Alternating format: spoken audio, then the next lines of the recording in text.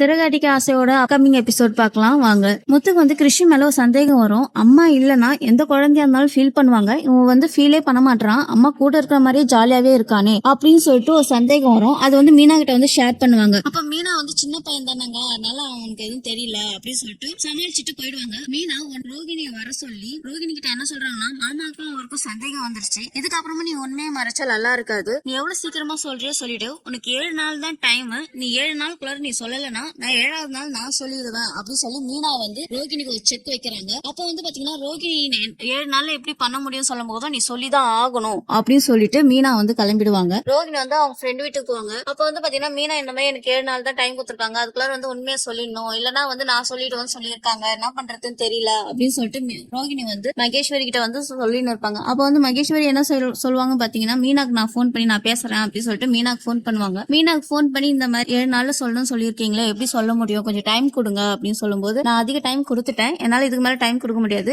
7 நாள் அவங்க சொல்லலைன்னா நான் சொல்லுவேன்னு சொல்லிட்டு ஸ்ட்ரிக்டா சொல்லிடுறாங்க மீனா. இதோட டுடே எபிசோட் முடியுது. இதுக்கப்புறம் என்ன நடக்கும்னு பாத்தீங்கன்னா, இந்த 7 நாள் சொல்லிடணும்னு சொல்லிட்டு மீனா சொல்லவே என்ன பண்றதுன்னு தெரியாம ரோகிணி இன்னொரு பிரச்சனைல போய் மாட்டிப்பாங்க. இதாங்க கம்மிங் எபிசோட்ல வரப்போகுது. இந்த வீடியோ பிடிச்சிருந்தா லைக் பண்ணுங்க, கமெண்ட் பண்ணுங்க. தேங்க்யூ.